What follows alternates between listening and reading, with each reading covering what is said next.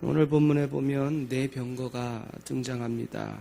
이 환상은 스가랴서에 기록된 8가지 환상 가운데 마지막 환상입니다. 그리고 또한 네 병거와 더불어 네 말이 등장합니다. 붉은 말, 검은 말들, 흰 말들, 어룽지고 건장한 말들이 등장합니다. 이 병거, 말, 이것을 볼 때 무엇을 생각하게 됩니까? 전쟁의 이미지를 갖게 되지요. 오늘날 우리에게는 익숙하지 않지만 오늘날 우리에게 더 익숙한 것은 전투기나 군함이나 잠수함이나 항공모함이 등장한다라는 소식들을 들려오면 불안한 마음을 갖게 되지만 과거에는 병거와 말이라고 하면 가장 두려움의 존재라고 할 수가 있습니다. 근데 우리는 이 이미지를 첫 번째 환상에서 볼 수 있었습니다.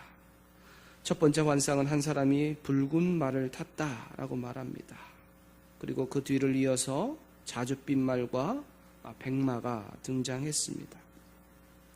첫 번째 환상에 등장한 이 첫 번째 환상의 그 사명이 무엇이냐? 온 땅에 두루 다니면서 하나님이 맡기신 사명을 수행해야 했습니다. 이들을 통해서 이루어가는 것은 악인을 심판하며 성전을 재건하실 것을 예고했습니다. 오늘 본문도 마찬가지로 악인을 심판하며 성전을 재건하시겠다라는 하나님의 말씀을 보게 되는 것이죠. 4절에 보면 스가랴 선지자가 이렇게 묻고 있습니다. 내가 내게 말하는 천사에게 물어 이르되 내 주여 이것들이 무엇이니까 하니. 우리가 지속적으로 환상 가운데 임하는 스가랴 선지자의 답변입니다. 알지 못하는 것, 이해하지 못하는 것, 그것을 묻고 또 묻는 마음의 모습들을 볼 수 있는 것이죠. 오늘 우리가 하나님의 말씀을 대하는 우리의 자세 또한 어떠한가를 살피게 됩니다. 말씀을 이해하기 위해서 끝까지 노력하는 사람들이 있지요. 어떤 이들은 겉핥듯이 읽고 지나가는 사람들도 있는 것이죠. 물론 말씀을 읽을 때 다양한 방법들이 있습니다. 그러나 중요한 것은 스가랴처럼 우리가 알지 못하는 것을 묻고 그 말씀 앞에 깊이 무릎을 꿇고 나아가는 것이죠. 또한 더불어서 스가랴는 자신의 사명을 감당하고자 노력하고 있다라는 사실을 여기서 배우게 되는 것입니다. 이 스가랴의 질문에 이렇게 대답을 합니다. 5절에 보니까 천사가 대답하여 이르되 이는 하늘의 내 바람인데 온 세상의 주 앞에 서 있다가 나가는 것이라 하더라. 이 네 병거가 하늘의 네 바람이라고 합니다. 이들의 사명은 첫 번째 환상 속에서 찾을 수 있습니다. 하나님의 특별한 사명을 부여받아 그분을 대신하여 세상에 나가 심판을 대행하는 사역자들을 볼 수 있는 것이죠. 이들이 이처럼 특별한 사명을 받았지만 이들이 취한 모습이 무엇이냐? 온 세상의 주 앞에 서 있다가 나가는 것이라. 하나님 앞에 순종했다라는 것이죠. 네 바람의 이동을 이렇게 6절과 7절에서 소개합니다. 검은 말은 북쪽 땅으로 나가고 흰 말은 그 뒤를 따르고 어롱진 말은 남쪽 땅으로 나가고 건장한 말은 나가서 땅에 두루 다니고자 하니 그가 이르되 너희는 여기서 나가서 땅에 두루 다니라 하매 곧 땅에 두루 다니더라. 말들이 각기 나아갈 방향을 소개합니다. 각자의 방향에 따라 나아가고 있죠. 여기서 핵심은 각자의 말들이 그 나아가는 방향에 따라서 순종하며 나아갔다라는 것이죠. 오늘 우리가 하나님 앞에서 순종이 무엇인가 끊임없이 점검하지 않습니까? 신앙에 우리가 주님을 따를 때 순종해야 한다라는 것이죠. 우리가 순종하면 쉽게 떠올릴 수 있는 것 있지 않습니까? 사무엘과 사울의 모습 속에서 발견하게 됩니다. 사울의 잘못된 모습을 책망하는 사무엘이 이렇게 말하지요. 순종이 제사보다 낫고 듣는 것이 수량의 기름보다 낫다라는 것입니다. 순종이 얼마나 중요한 것인가, 하나님 앞에서 우리의 자세가 얼마나 중요한가를 배우게 됩니다.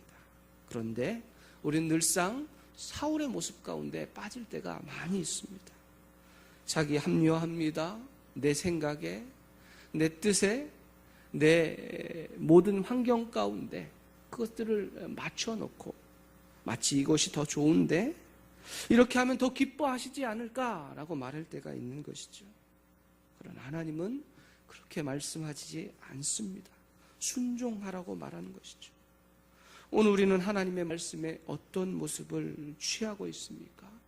나는 정말 하나님의 백성으로서, 하나님의 자녀로서 하나님 앞에 순종하고 충성하고 있는가를 돌아보게 되는 것이죠. 이 사명을 받은 자들은 모든 일들을 성실히 행합니다. 8절에 보니까 그가 내게 외쳐 말하여 이르되 북쪽으로 나간 자들이 북쪽에서 내 영을 쉬게 하였느니라 하더라. 특히 8절 마지막에 기록한 내 영을 쉬게 하였느니라, 우리가 이전에 보던 한글 개역 성경에 보면 내 마음을 시원케 하였느니라 라고 번역되어 있습니다. 사랑하는 성도 여러분, 어떻게 할 때 우리의 마음이 시원합니까? 우리가 주어진 자리에서 정말 무엇이 우리를 시원케 합니까? 마음에 흡족하게 누군가 내 마음을 시원하게 해주는 것을 원하고 있지 않습니까? 오늘 우리도 하나님의 마음을 시원케 하고 있는가를 돌아볼 필요가 있는 것이죠.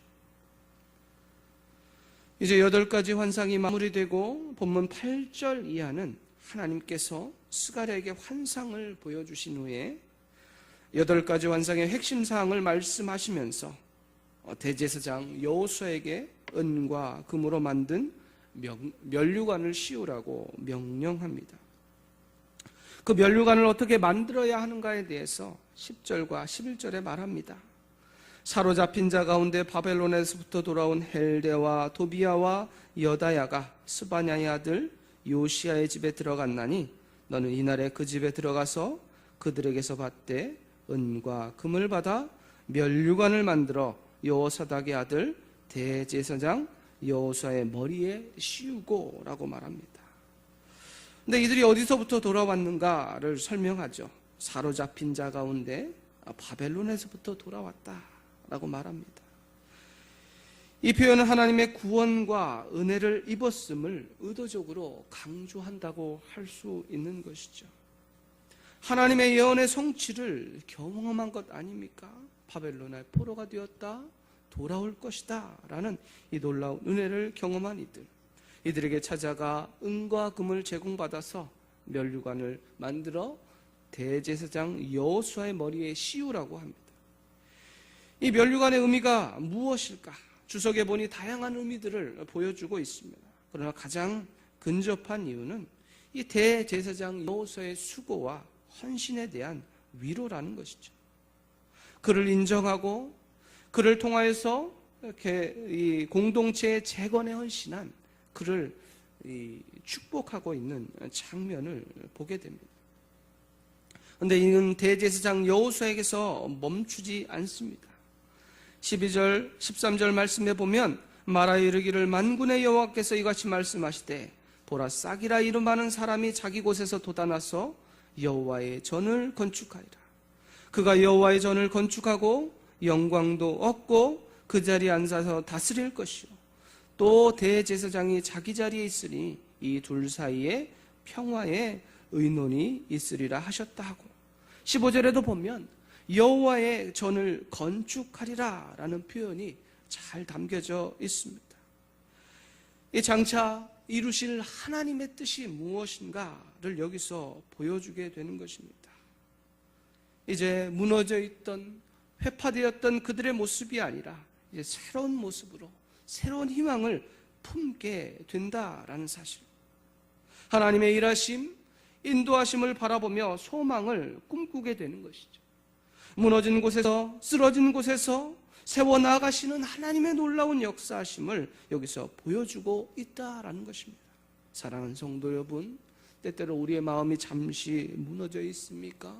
우리의 건강이, 또 우리의 물질이, 우리의 여러 가지 환경들이 무너져 있습니까? 일어설 힘이 없습니까? 오늘 주님을 바라볼 때, 주님을 소망할 때 그 주님이 주시는 놀라운 은혜와 소망이 있다라는 사실을 여기서 보게 되는 것이죠.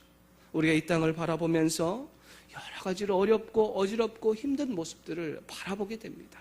그러나 우리가 붙잡을 소망은 다른 곳에 있지 않습니다.